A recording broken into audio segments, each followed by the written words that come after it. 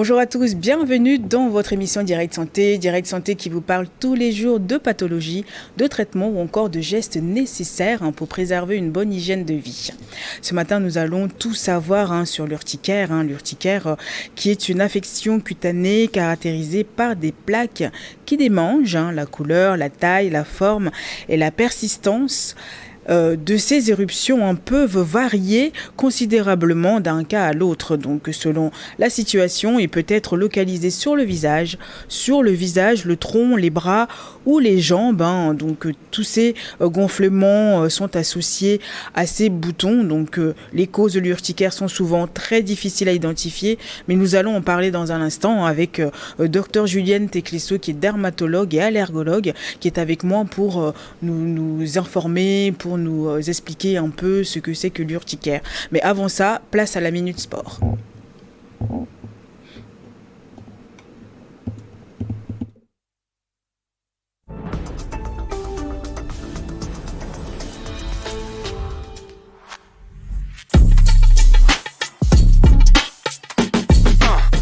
Bonjour ici, ravi encore de vous retrouver ce matin et bienvenue dans notre salle. Aujourd'hui, nous allons parler des erreurs encore que beaucoup font quand il s'agit de perdre du poids. Alors quand vous dites « je veux perdre du poids », concrètement, qu'est-ce qu'il faut faire pour perdre du poids? Concrètement, quel type d'exercice il faut répéter, il faut reproduire? Est-ce que vous le savez? Comment est-ce que vous devez gérer votre alimentation? Il ne suffit pas de dire « je veux perdre du poids » parce que quoi? Quand tu montes sur ta balance, la valeur que tu as, ce n'est pas que du gras, d'accord? C'est tout ce qui compose ton corps qui ressort en valeur. Est-ce que tu comprends? Alors si tu vois 90 kg, tes 90 kg sont composés à la fois de l'eau, parce qu'on est composé à 70% d'eau, on nous a appris ça à l'école. De l'eau, du gras, du muscle. Tu veux certes réduire ce gras-là, parce que la majorité, c'est ce qu'on veut. On veut réduire ce gras. Quand tu vois ton ventre qui déborde, c'est du gras. Donc tu veux réduire ce gras-là, d'accord? Monter la partie muscle. Je t'explique pourquoi est-ce que tu as besoin de tes muscles. Dans tes activités quotidiennes, d'accord, tu vas solliciter le corps, tu vas devoir porter ton seau d'eau, tu vas devoir porter tes marchandises, je sais pas, quand tu pars faire tes courses au supermarché, tu vas devoir les porter, tu vas devoir te supporter toi-même. Vous allez remarquer que beaucoup de personnes, plus ils sont élancés, plus à un moment donné, ils ont tendance à se courber là, comme ceci. Pourquoi? Parce qu'on a appris un truc aussi, la pesanteur, qui joue sur nous. Ne pensez pas que ça ne joue pas sur le corps, ça joue. Et plus vous devez partir en taille, plus vous devez vous renforcer pour être bâti, pour être assez droit. On se comprend? Donc tout ça, ça joue. Il faut renforcer le corps. Sinon, dès que tu commences à rentrer dans 35, 40 ans, tu vas commencer à ressentir vraiment que oui, il y a l'âge. Il y a l'âge qui commence à te taper, mais c'est juste parce que tu ne t'es pas assez renforcé. On veut perdre du gras, oui. Mais comment s'y prendre? Comment est-ce qu'il faut le faire? Quand tu viens en salle, déjà, quel type de séance tu dois faire? Il y a ce qu'on appelle des séances cardio, ok? Et puis des séances de renforcement. Les deux sont très importants. Je t'explique pourquoi. Beaucoup négligent la partie musculation. Mais je viens de t'annoncer ce matin que les muscles sont ce qui bouffe le plus d'énergie. C'est-à-dire, quand tu veux perdre du poids, maximise sur la musculation. Plus tu vas développer des muscles, plus tu vas envoyer le corps à aller puiser de l'énergie. Mais l'énergie, le trouve où? Dans l'excès de gras que tu as dans ton corps.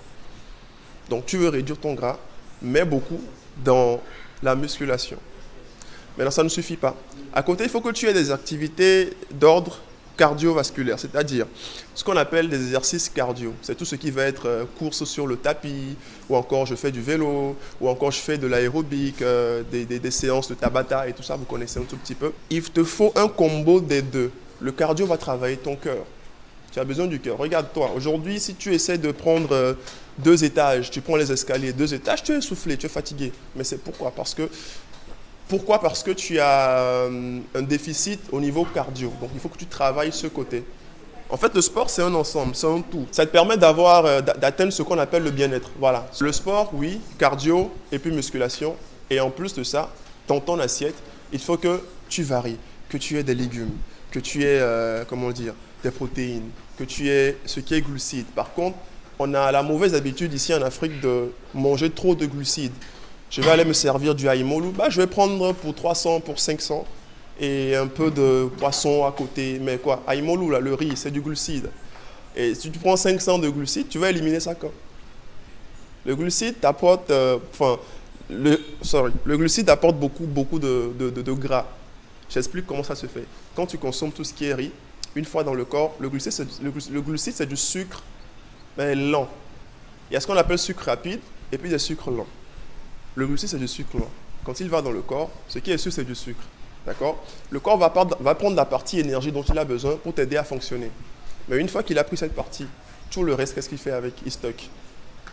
D'accord? Et c'est comme ça que tu prends gras, tu ajoutes gras sur gras, gras sur gras.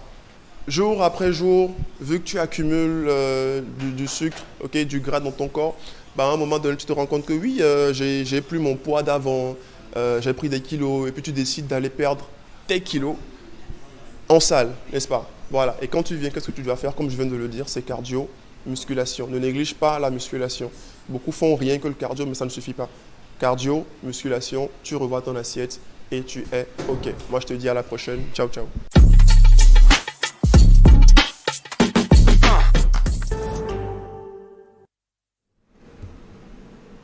Merci beaucoup, Miabe Coach. Bah oui, c'est docteur. C'est du sport. Et ça fait partie du quotidien de tout un chacun. N'est-ce pas? Bien sûr. Et vous avez une petite routine Je fais le sport de façon hebdomadaire, une fois par semaine. Les samedis, habituellement, je fais quand même du sport pour perdre aussi un peu de gras. Ah oui, il faut bien. Bonjour, docteur. Donc, je rappelle que vous êtes dermatologue. Donc, on est là ce matin pour parler de Aclabi. Ça vous parle? Oui. Aclabi, c'est le nom qui est communément utilisé pour désigner l'urticaire. Donc, en langue locale, on dit Aclabi. Aclabi, c'est ce que nous appelons l'urticaire. L'urticaire qui est une affection de la peau, qui atteint la peau, qui atteint également ce que nous appelons les muqueuses, c'est-à-dire les lèvres, la langue, et qui se caractérise donc par une inflammation. C'est une inflammation, c'est-à-dire une rougeur de la peau associée à des gonflements, donc à des papules.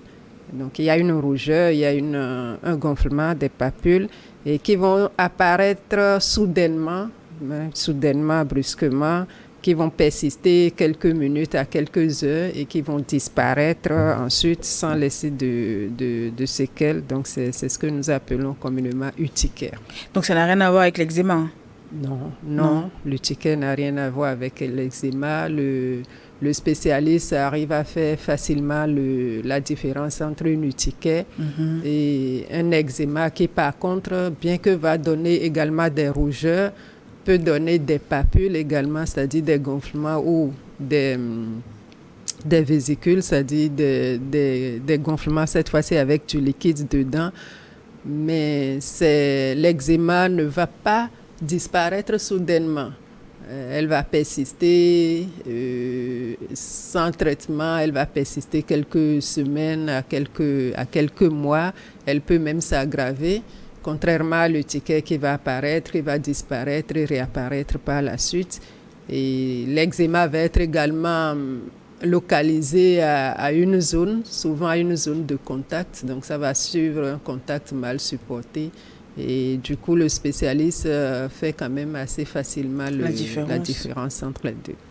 Mais pourquoi certaines personnes ont l'urticaire et d'autres personnes ne l'ont pas? Oui, c'est tout à fait normal. Certes, l'urticaire, c'est une affection quand même assez fréquente. On parle de 20% de la population générale qui feront au moins une fois l'urticaire dans leur vie. Donc, c'est une affection quand même assez fréquente. Chez nous ici, au Togo, à Lomé, on a fait une étude sur l'urticaire, mais une forme chronique de l'urticaire, c'est-à-dire une urticaire qui dure depuis plusieurs semaines à plusieurs mois. Au CHU, dans les 2 CHU, on a trouvé une prévalence de 3,2%. Donc, 3,2% des patients qui consultent chez nous au CHU font de l'urticaire chronique. Voilà, donc ça peut durer autant de temps comme ça? Ça peut durer parce qu'on a 2 formes. On a ce qu'on appelle l'urticaire aigu Oui. Qui dure depuis moins de 6 semaines. Et l'urticaire chronique qui dure depuis plus de 6 semaines. Donc, ça peut durer même des années chez un patient. Wow. Ouais. Et également des formes qui récidivent, c'est-à-dire le patient qui fait son urticaire, ça dure 1 à 2 semaines. Ça revient. Ça revient après 1 an, après 2 ans, ainsi de suite. Donc, ça récidive. Voilà. Mais vous avez dit tout à l'heure que ça va jusqu'à toucher la langue aussi. Oui, bien sûr. Il y a ce qu'on appelle l'urticaire superficiel, qui est une forme d'urticaire qui va toucher la peau, voilà, comme l'image que vous montrez là. Et il y a la forme profonde, ce qu'on appelle en termes médical angioëdème, qui est cette forme d'urticaire avec des gonflements également. La forme superficielle, là, ça gratte. Contrairement à la forme profonde qui gratte peu, mais qui atteint ce qu'on appelle les muqueuses, c'est-à-dire les lèvres, les organes génitaux externes, la langue, et qui gonfle. Et ça peut même constituer une urgence parce que ça peut survenir même au niveau des voies respiratoires supérieures. Ça peut gonfler au point où la personne ne peut plus respirer. Et l'air ne peut plus passer parce que les voies respiratoires sont également gonflées et vous pouvez même perdre le patient dans les minutes qui suivent. Donc, ça peut constituer quand même une urgence médicale. Oui, c'est vrai qu'on ne se rend pas compte parce que souvent, c'est surtout sur la surface de la peau, le corps, tout ça. Mais de là à ce que ça touche la langue et autres, c'est quand même grave, quoi. Oui. Une partie de ceux qui font l'urticaire feront uniquement la forme superficielle qui atteint uniquement la peau. C'est ce qu'on connaît. C'est ce qu'on connaît.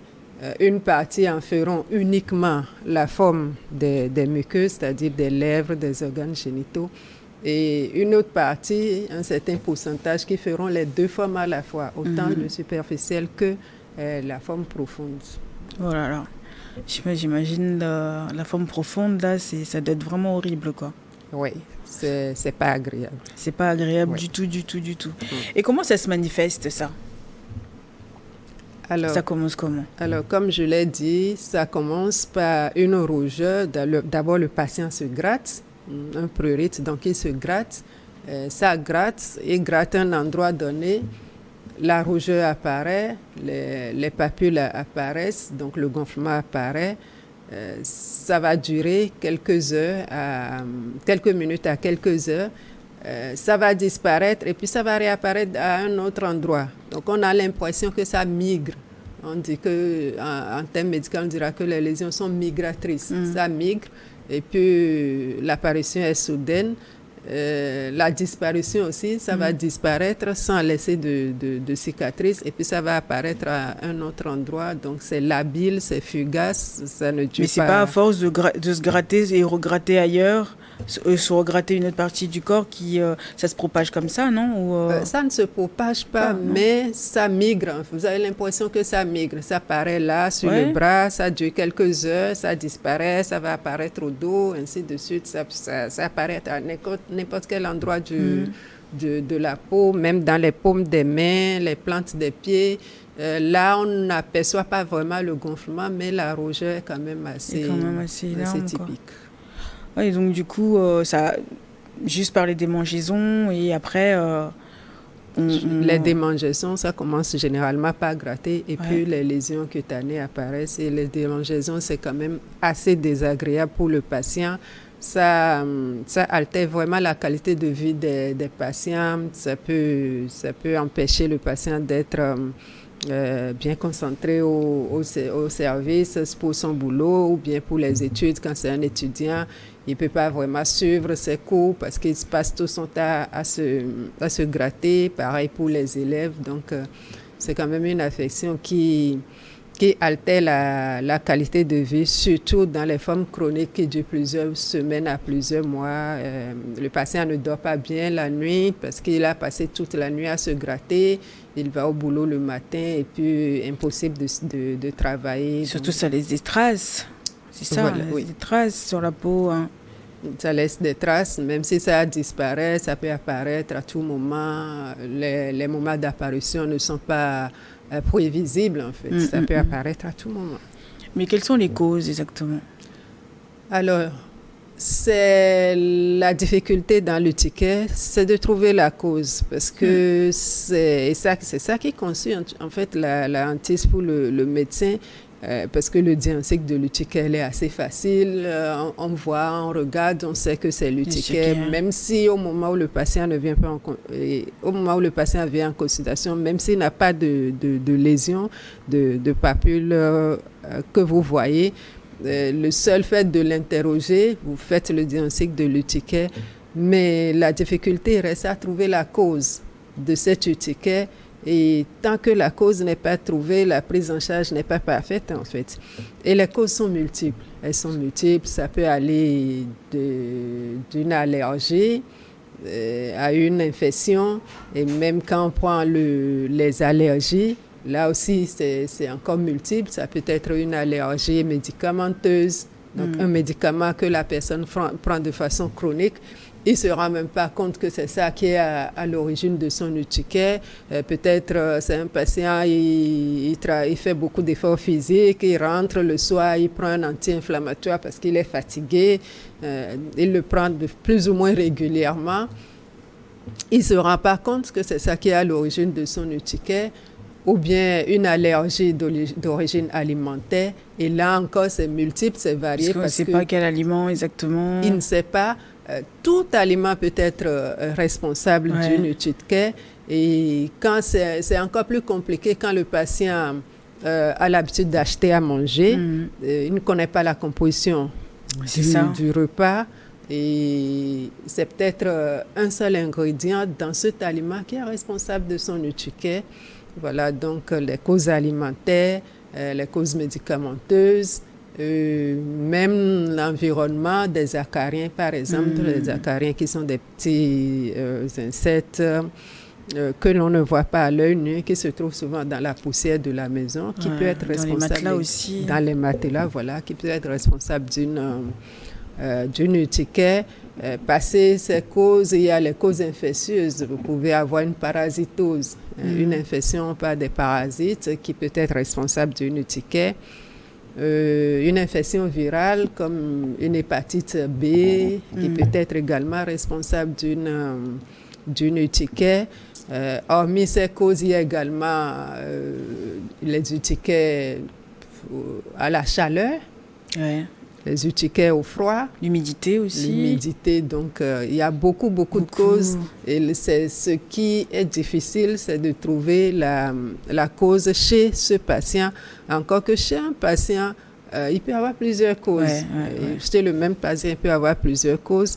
C'est encore plus compliqué pour nos praticiens quand le patient n'arrive pas à répondre... à identifier exactement... À bien répondre aux questions que vous lui posez. Déjà, quand vous lui demandez quand est-ce que ça a commencé, il vous dit depuis longtemps. Bon, depuis longtemps, ce n'est pas une réponse dont vous imaginez. Trouver la cause, ça devient encore un peu plus compliqué. Excusez-moi, docteur, on va marquer juste un temps de pause pour le journal. On revient juste après les informations. Restez avec nous.